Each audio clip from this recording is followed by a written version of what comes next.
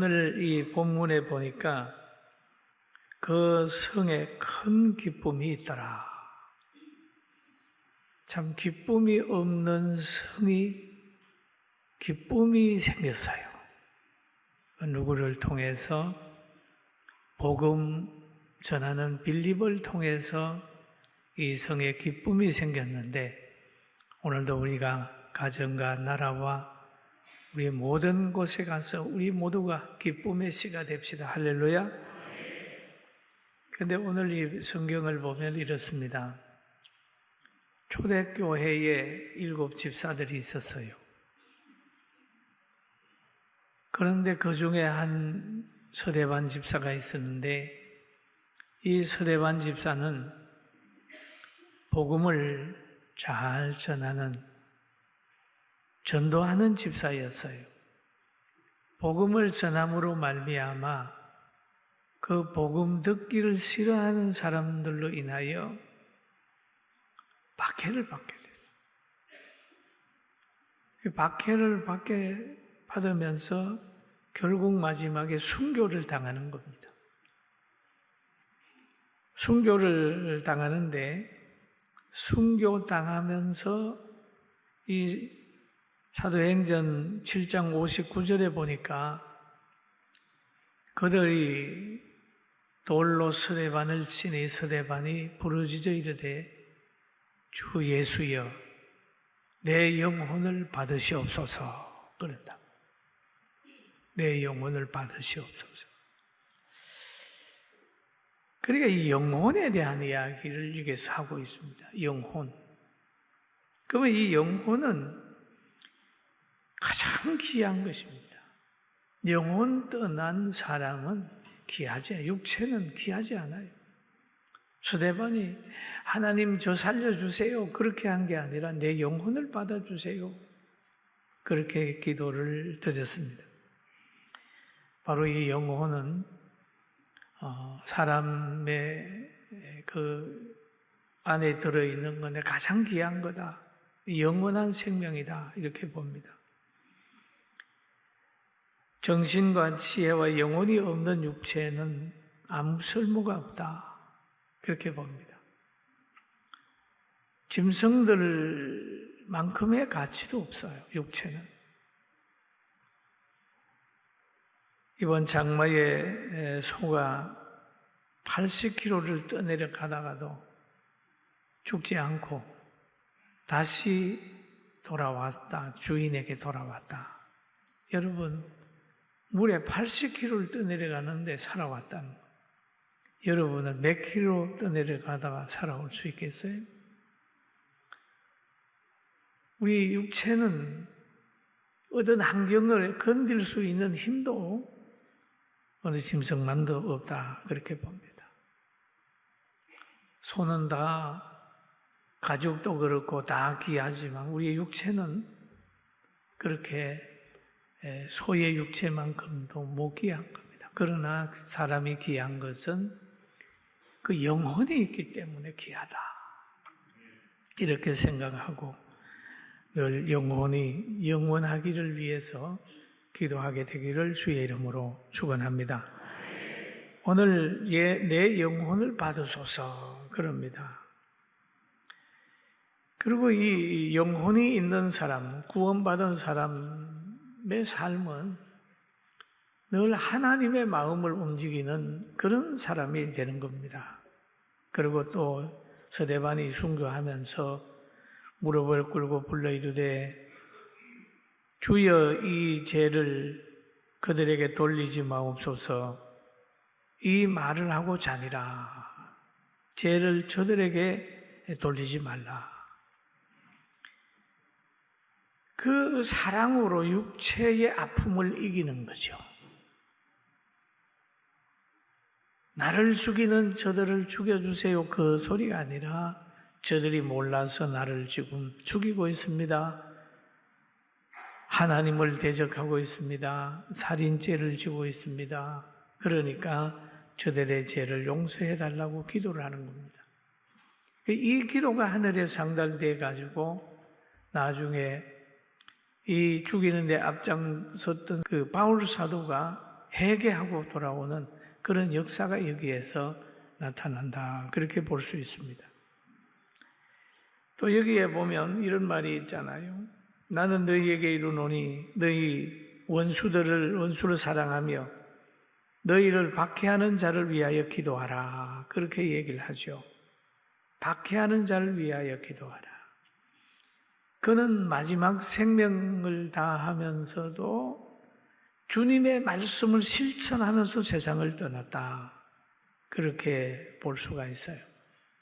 아무쪼록 오늘 우리 서대반의 참된 신앙을 가지고 승리하는 복이 있는 우리 모두가 됩시다. 아멘.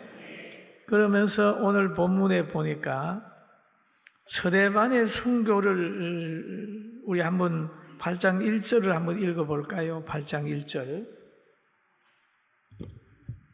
8장 1절을 한번 읽어보는데 같이 한번 읽어보겠습니다.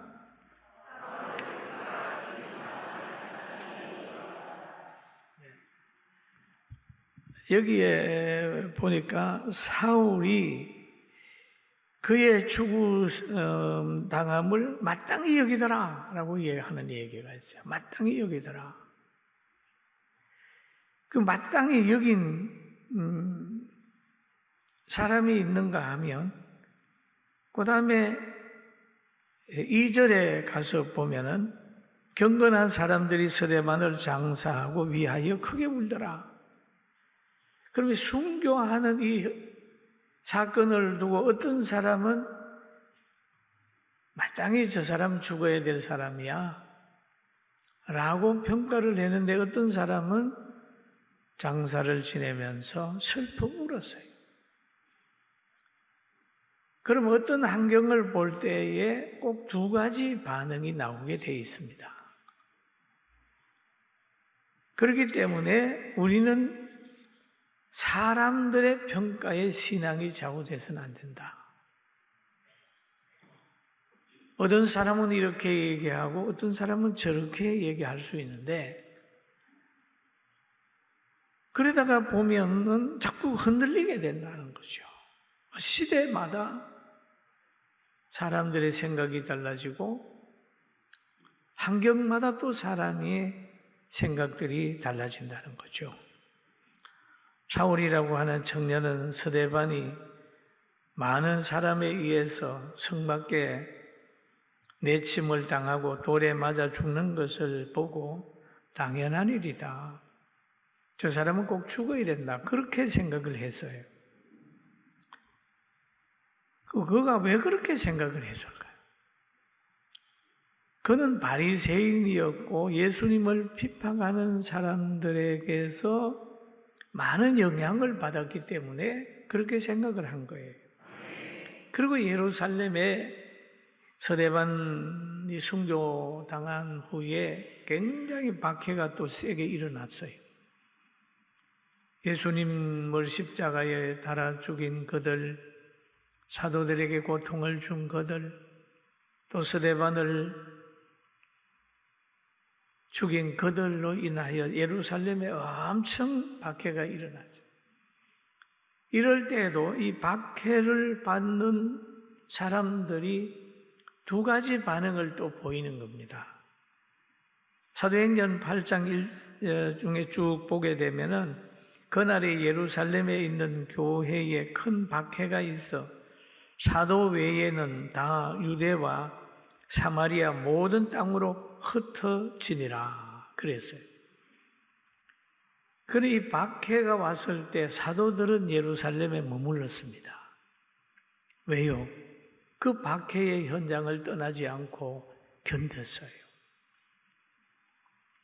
그러나 사도들 외에 많은 사람들은 유대와 사마리아 모든 땅으로 흩어져 버렸어요. 사도들은 박해를 피하지 않았어요. 박해를 견뎠습니다. 죽을 각오를 하고 성령의 능력을 의지하면서 그 환경을 버텨낸 겁니다. 그러나 흩어진 사람들은 또 가가지고 뭘 했느냐 하면 복음을 막 전하기 시작을 했고, 또 그 박해가 얼마나 세게 이루어졌느냐 하면 3절에 사울이 교회를 장멸할 새 각 집에 들어가 남녀를 끌어다가 옥에 넘기니라. 남녀를 끊어다가 옥에 넘기니라. 옥에 넘겼다. 교회를 대적하고 성도들에게 고통을 주고 권력과 결탁하여 성도들을 옥에 가두는 행위를 했습니다. 또 이것을 정당하다고 생각하는 사람들이 많이 있었어요.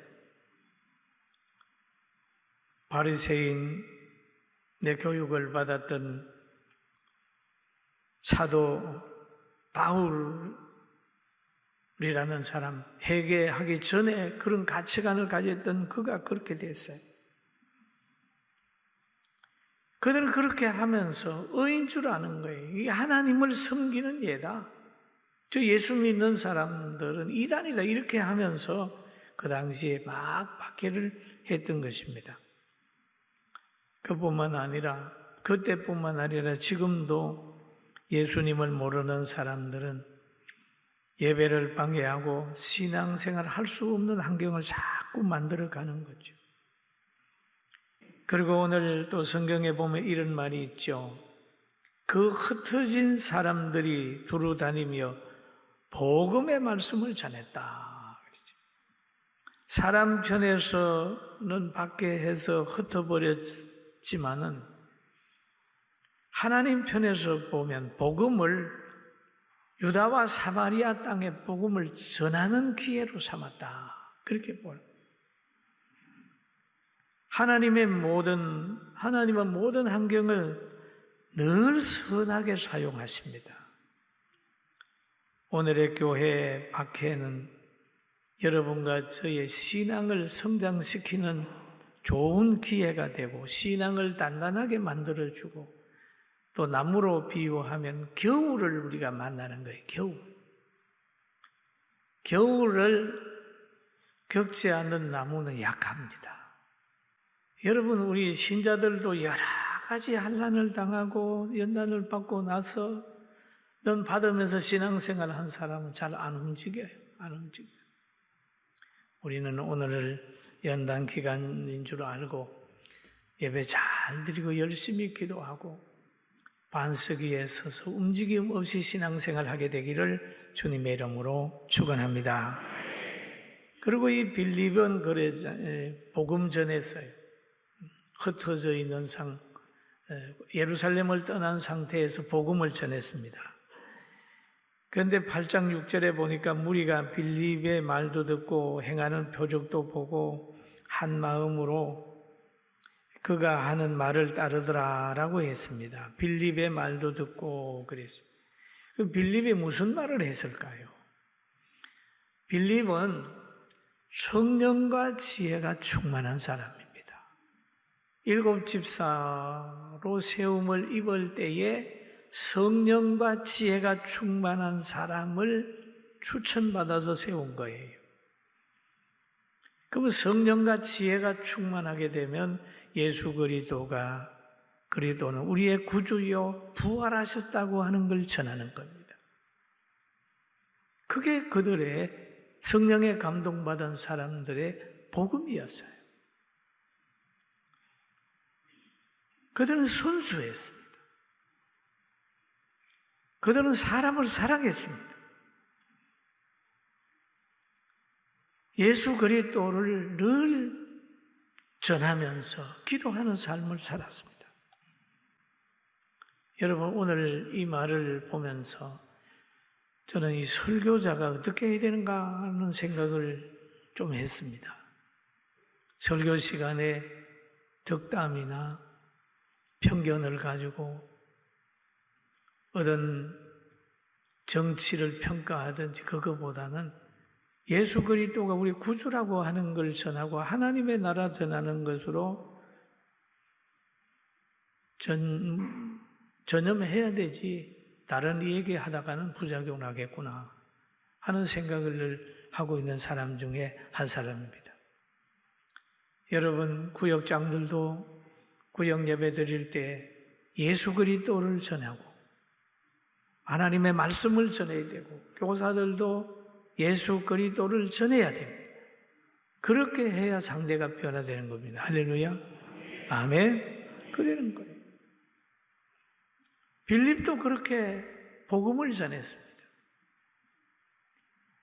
그러니까 빌립이 복음을 전하게 됨으로 인하여 행하는 표적도 보고 그래도 표적을 봤다. 복음에 합당한 삶을 살았다. 복음을 통하여 나타나는 현상을 다른 사람에게 보여줄 수 있는 능력이 그에게 있었다. 말씀대로 이루어지는 것을 보여줬다. 복음으로 무장해서 자기가 복음으로 자기를 이기는 것을 다른 사람에게 보여줬다. 그리고 사람도 환경도 바꾸어지는 것을 보여줬다. 빌립이 그렇듯이 예수님도 그랬습니다.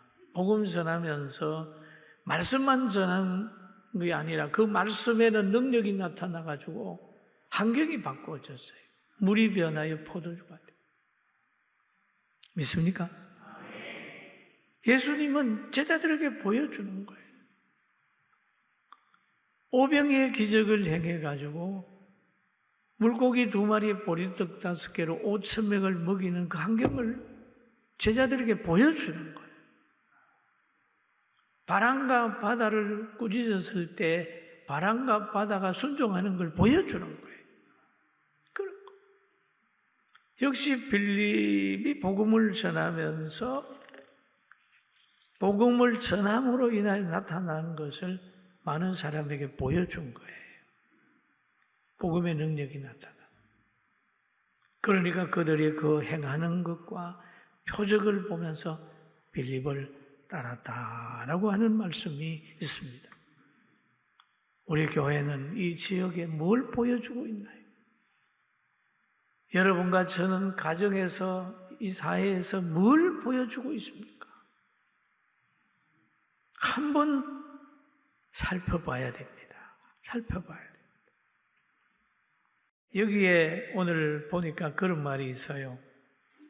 빌립이 하는 말을 듣고 표적도 보고 한 마음으로 그가 하는 말을 따르니라. 한 마음이 됐다.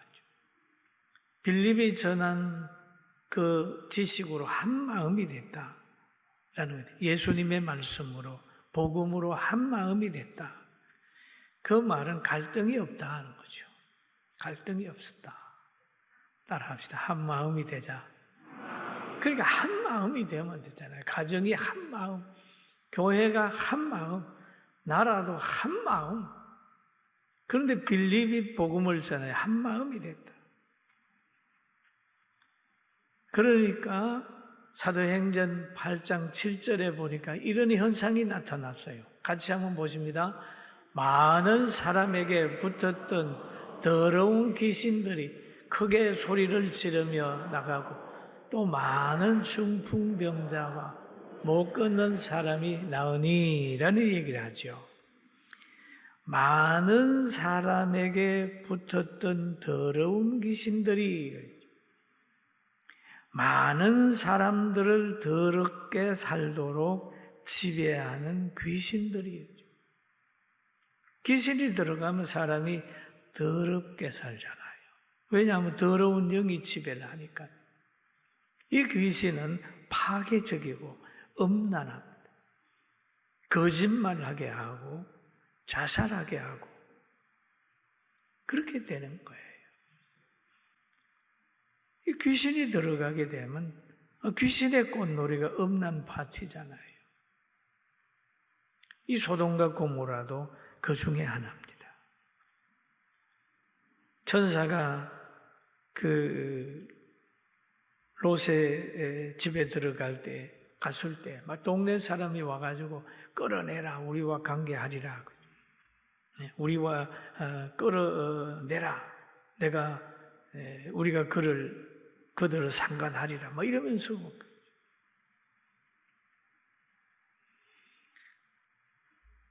귀신의 역사, 귀신이 지배해. 그러니까 믿는 사람이 견딜 수가 없고 엄난한 동네가 되니까 하나님께서 그 소돔과 고모라를 멸해버렸습니다. 그리고 오늘 또 성경에 보니까 크게 소리 지르면 나가고 귀신은 나갈 때에 크게 소리 지르면 나간다. 정체가 나니까 나가는 거예요. 귀신은 가만히 들어왔다가 나갈 때 꼭 소리 지르고 떠들고 나가는 거예요. 여러분, 귀신 이단도 그렇고 잘못된 사상 가만히 들어왔다가 문제를 일으키고 나갑니다. 문제 있는 사람은 떠날 때 보면 압니다. 큰 피해를 주고 떠나. 좋은 사람인 줄 알았는데 오래 있다가 보면 떠나고 나면 그 자리에 문제가 있단 말이에요. 좋은 사람은 머무렀던 곳이 아름답지만은 귀신이 들어가 역사하는 사람 머무는 곳이 황폐해져. 사랑하는 성도 여러분, 만날 때도 중요하지만은 떠날 때도 중요하고 복음 안에서 다 잘 동행하게 되길 주의 이름으로 축원합니다. 아멘. 그렇습니다. 귀신은 사람을 병들게 하는 거예요. 그래서 더러운 귀신이 들어가니까 많은 사람들이 중풍병이 걸렸다. 사람이 걷지 못하게 됐다. 온 동네가 귀신이 지배함으로 인하여 병자가 막 동네에 많이 있었어요. 그렇게 된 이 빌립이 복음을 전해하게 되니까 귀신이 떠나게 되니까 중풍병이 낫고 막 그랬다. 여러분, 병들었을 때에 먼저 하나님 앞에 영적으로 치유받고 복음을 받은 후에 여러분 치료받으면 좋은 의사도 만날 수 있고 약발도 잘 받고 회복의 환경이 되니까 먼저는 하나님 앞에 영적으로 치료받게 되기를 주님의 이름으로 축원합니다. 아멘. 그 빌립의 역할이 아주 크게 됐어요. 여러분 집사님들 빌립을 쓰신 것처럼 여러분 집사님들도 우리 장로님들도 우리 모두도 하나님이 쓰고 있다는 사실을 알고 새로운 힘을 가집시다. 아멘. 그래서 복음을 전하게 되니까 이 성에 8절에 보니까 나왔잖아요. 이 성에 뭐가 있었다고요? 큰 기쁨이 있더라. 큰 기쁨이 있더라. 큰 기쁨이 있더라. 여러분은 가정에 얼마만큼 기쁨을 주셨나요? 우리 교회는 이 동네에 얼마만큼 기쁨을 주었나요? 우리는 다시 한번 살펴봐야 됩니다. 기쁨이에요. 예수님이 이 땅에 오실 때에도 천사가 그런 말을 해요. 누가복음 2장 10절에 보니까 천사가 이르되 무서워하지 말라. 보라, 내가 온 백성에게 미칠 큰 기쁨의 좋은 소식을 너희에게 전하노라. 큰 기쁨의 좋은 소식을 너희에게 전하노라. 오늘 다윗의 동네에 너희를 위하여 구주가 나셨으니 곧 그리스도 주시니라. 여러분, 마음속에 기쁨이 있어야 정상입니다. 할렐루야. 따라합시다. 기쁨이 있어야 됩니다. 예, 복음에는 기쁨을 가져다 주는 거예요. 복음이 있는 곳에 기쁨이 있어요. 여러분, 집사가 되고 교역자가 되고 장로가 됐다면 빌립처럼 많은 사람에게 존경받고 지역을 행복하게 하는 기쁨의 소식을 전하고 친히 기쁨에 참여하는 복 있는 교회와 우리 모두가 되기를 주의 이름으로 축원합니다. 우리는 대한민국을 살리는 기쁨의 씨를 전하는 복음의 사역자라는 걸 기억하고 앉든지 서든지 복음 전하고 자손 만대까지 축복받는 여러분과 저가 되기를 주의 이름으로 축원합니다.